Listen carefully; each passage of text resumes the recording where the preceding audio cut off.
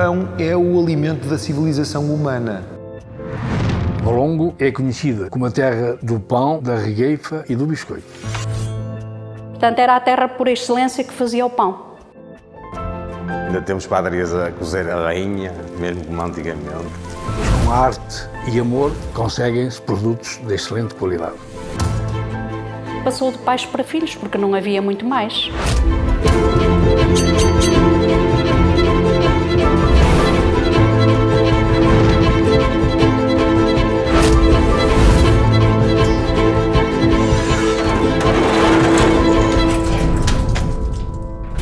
Valongo era conhecida como o fabricante ideal da regueifa, do pão de Valongo.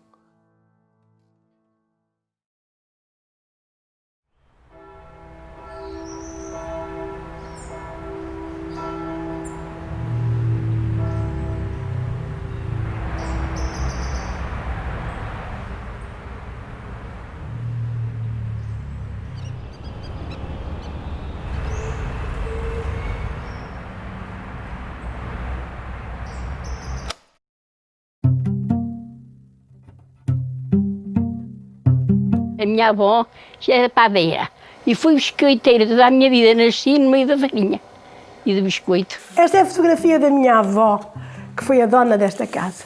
É uma senhora muito linda, não é? Isto era o marido, o meu avô. Estes foram os que eu sucedi. O meu avô era padeiro, o meu pai foi padeiro. Eu, aos 8 anos, antes de ir para a escola, vinha de madrugada já pôr os pães no tabuleiro. A minha família esteve sempre ligada aos biscoitos. O meu bisavô, já em 1850, já fazia alguns biscoitos rudimentares. Eu descendo de uma família de biscoiteiros, isto começou por volta de 1900 e qualquer coisa. Era do meu avô, passou para o meu pai, quando meu pai faleceu, passou para o meu nome. Eram os meus bisavós, os pais do meu avô, e depois o meu avô, quando casou, iniciou a padaria dele, nos anos 30 do século passado, mais ou menos. A fábrica Paupério nasceu em 1874 com a união entre dois sócios, o António de Sousa Malta Paupério e o meu trisavô Joaquim Carlos Figueira. Esta fábrica era uma padaria do pai do António de Sousa Malta Paupério. Eu só apareço nesta empresa em 1987. A fama do pão de Valongo é muito antiga, não é? Já na altura das invasões francesas surge a palavra molete. O comandante das tropas da invasão francesa, que estavam estacionadas aqui em Valongo, começaram a produzir um pão pequeno, a que deram o nome de molete, por causa do general Molé.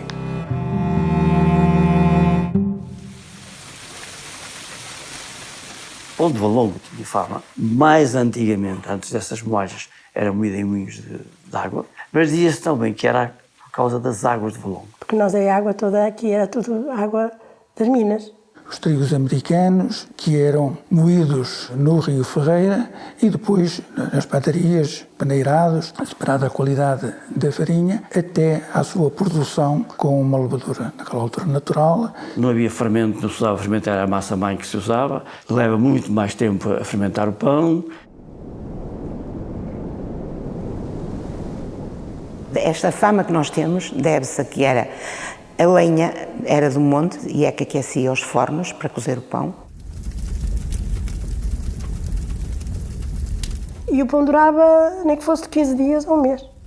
Quando um filho casava, montavam numa padaria e davam-lhe uma volta de pão, ou seja, uma série de clientes para eles venderem o pão. Era uma vida muito dura, até porque trabalhava-se de noite. Aliás, há o ditado que diz, à meia-noite levanta-se o padeiro. Eu lembro na minha rua toda a gente tinha muitos filhos, 5, 6, 7.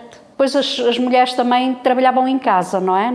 Quase não havia mulheres a trabalhar fora. Porque tinha os padeiros, mal ou bem eram os que viviam melhor porque pelo menos não passavam fome, porque tinham sempre pão. E depois havia aquela agriculturazinha de sobrevivência. Nós tínhamos um quintal onde não nos faltava nada. Depois que geralmente todos tinham campos para sustentar os animais. Os padeiros todos tinham lavoura para manter o gado que transportava o pão. A minha mãe, nos tempos dos pais dela, é que iam vender o pão. Iam até ao Bonfim, ao Porto.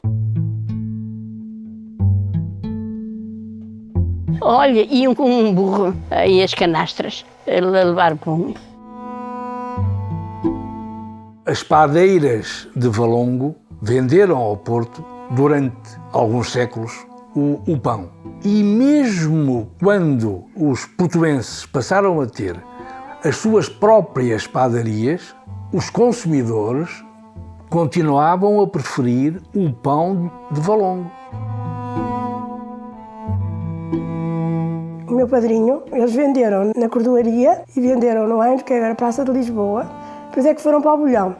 O transporte dos biscoitos não se podia tirar carta, era só aos 21, e emancipou-me para comprar uma carrinha. E a partir daí passou-se a fazer a distribuição na carrinha. O meu padrinho fez um sucesso com o carro, ele foi a primeira pessoa aqui em Valongo a ter carta. Depois comprámos uma carrinha e aí então começámos a ir todos os dias vender pão. Andava a bater de porta em porta a vender biscoito depois. O que é que a gente vivia? Era disto.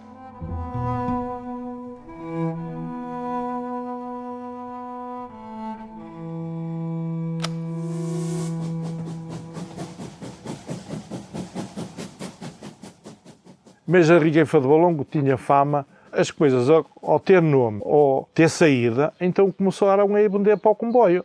Pessoas da minha geração falam precisamente nessas mulheres que apareciam a passarem nos comboios a anunciar a Regueifa de Valongo. Olha a Regueifa, quem quer Regueifa? Era assim. Mais alguns tostões que uma mulher pudesse ganhar para levar para casa, às horas do comboio passar em Valongo, em Hermesinde, havia aquelas mulherzinhas com cestinho e vendiam ali umas regueifinhas, ganhavam um dinheirinho.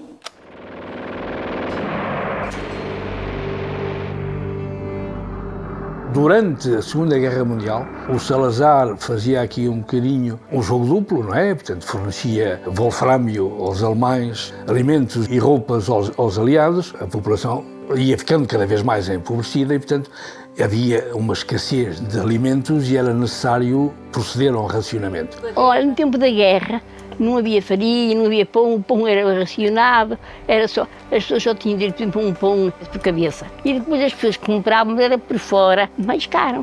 O açúcar vinha só para os padeiros, para as confeitarias. O racionamento de muita coisa.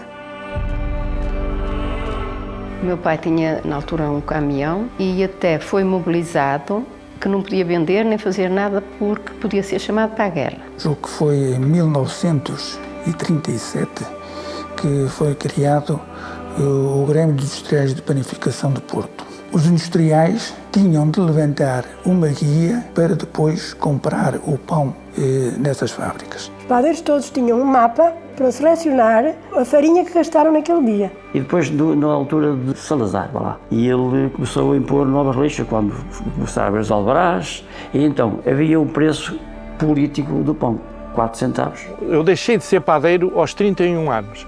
Comecei a ser padeiro aos 8 e os pães sempre a 4 tostões. Os padeiros naquela altura eram muito apertados no peso do pão.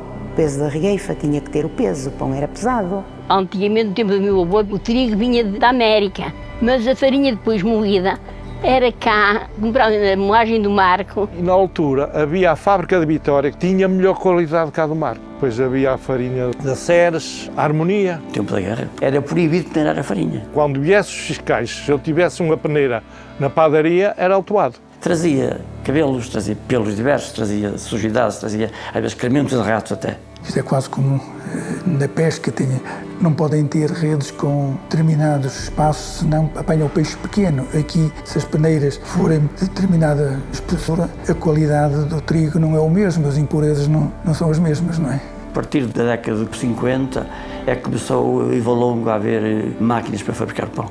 A primeira amassadeira ou amassador, o meu pai comprou-a, precisamente porque trabalhar à mão, pegar nos sacos de farinha e trabalhar aquilo à mão era pesado, não é? Quem podia começou a comprar as amassadeiras, os cebadores, porque a massa antigamente era tudo amassado à mão.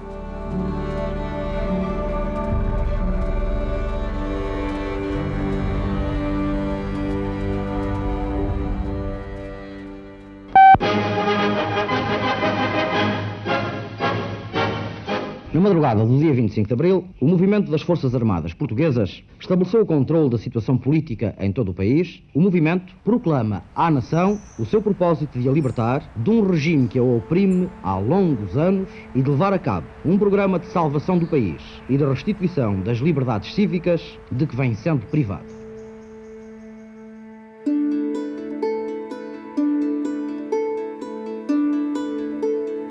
Com o 25 de Abril, a proteção do Estado à economia, à indústria portuguesa desapareceu, as barreiras alfandegárias desapareceram e, portanto, os produtos italianos, espanhóis, belgas, dinamarqueses começaram a chegar cá em muito melhores condições, a preços mais baixos. Quando eu deixei de ser padeiro, era porque não dava dinheiro. E a partir de 74, a Revolução do 25 de Abril, o pão subiu o triplo ou mais de preço e a farinha baixou. Sei que depois do 25 de Abril, que o meu avô faleceu, antes tínhamos umas poucas empregadas. Quando o meu avô faleceu, algumas tiveram que ir embora, porque depois o que se fazia não dava para ter as empregadas que tínhamos. Foi que até ficámos sem empregados nenhuns e somos só 3 irmãos. A fábrica Paupério, como muitas outras, estava com dificuldades, porque a base do seu sucesso anterior, que eram os armazenistas, estavam em falência com o surgimento das grandes superfícies. Quando começaram a abrir os supermercados, veio muito produto espanhol e muitas padarias não aguentaram isso. Porque o retalhista passou a ir comprar diretamente aos cash and carry e só passou a ir buscar ao retalhista aquilo que não tinha ou que já não tinha dinheiro e precisava de crédito. Agora está na moda, não é?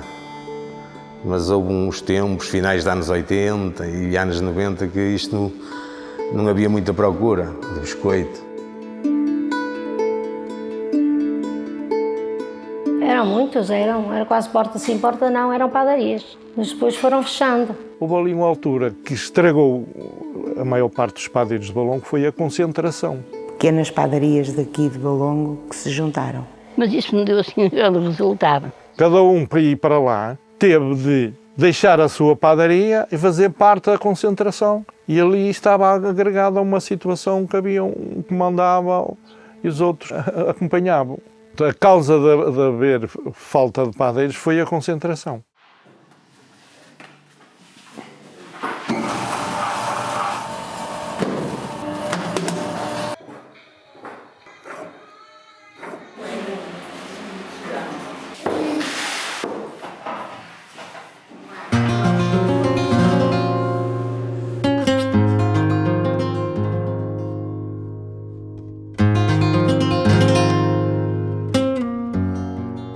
O trabalho numa padaria é duro, e então o pão trabalhar de noite é muito difícil arranjar padeiros, sabe?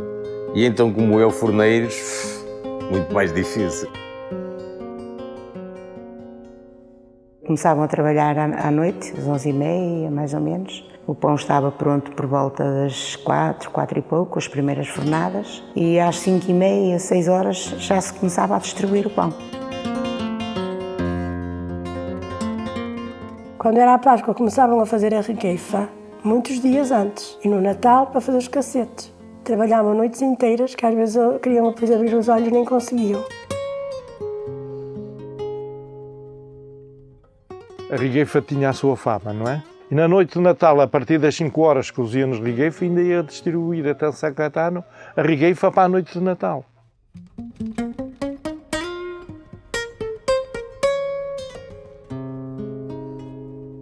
As regueifas tinham um enfeite, era mais para a Páscoa, que se fazia uns biscoitos e colocava-se em cima das regueifas. Tinha mais posses, dava regueifa doce, quem tinha menos posses, até que veio o pão de ló e começaram a dar mais pão de ló, mas a regueifa era mais feita na Páscoa e no Natal. A regueifa é assim, a gente estende o vergão, a gente chama o vergão, não é? E a gente caça ao meio e faz assim. E vira, e caça, fica a ponta a regueifa feita. É a coisa mais fácil do mundo fazer. Nós de manhã começamos por amassar o biscoito que vamos fazer. Fazemos, depois é que o forno arde para cozer os biscoitos que nós fizermos. Começamos de manhã e acabamos às 7 horas da tarde. Depois o biscoito é cozido, arrefece, depois de frio enchemos e embalamos nas saquinhas com o nosso dígito e colamos e atendemos os clientes. Os fornos eram aquecidos com lenha do monte, com urge e carqueja. A lenha também é um problema agora, porque antigamente era carqueja.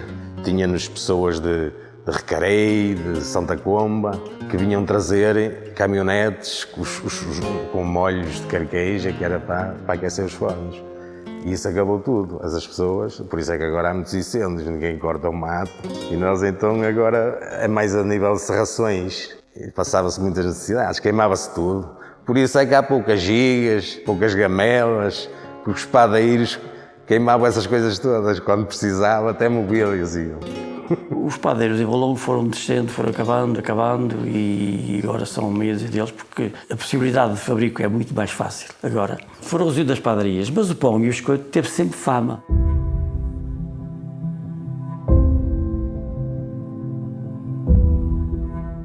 Em 2014, lançamos a Feira da Regueifa e do Biscoito e o Mercado Oitocentista. Nós, de ano para ano, o evento ganhou vida. Traz a Valongo, como se sabe, muita gente, não só das redondezas até distante. A Câmara, muito bem, aproveitou um prédio que estava praticamente abandonado e lançou a ideia de pôr ali uma perpetuação da fama e do pão de Valongo. A história da panificação tem que ser contada. A oficina de promoção da regueifa e do biscoito também dará esse contributo. Precisávamos de qualquer coisa assim em Valongo, para mostrar aquilo que a gente cá faz, não é? E as coisas que se fizeram antigamente, não é? Os padeiros de Valongo eram considerados os melhores aqui do Norte. Valongo era uma escola de profissionais de padaria. A oficina de Valongo pode continuar esse ritual de fornecer funcionários da especialidade. Vamos ficar com uma coisa bonita, rica, quem se interesse pelos nossos antepassados.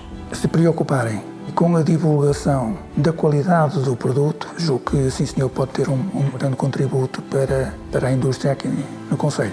Todos nós nos sintamos orgulhosos por pertencer a Valongo e por sermos reconhecidos como bons padeiros e bons biscoiteiros. Foi uma coisa muito boa, porque é para eles verem aquilo que se fazia.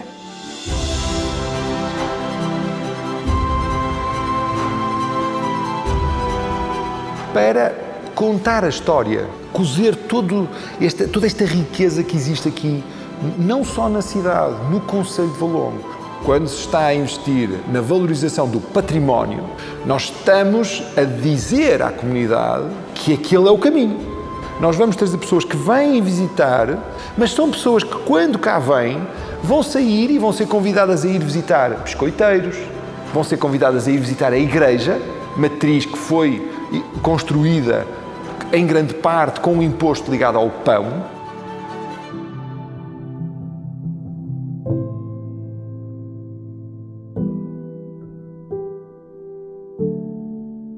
Esta oficina vai criar condições para contar uma história, não só do passado, contada no presente, mas projetando para o futuro.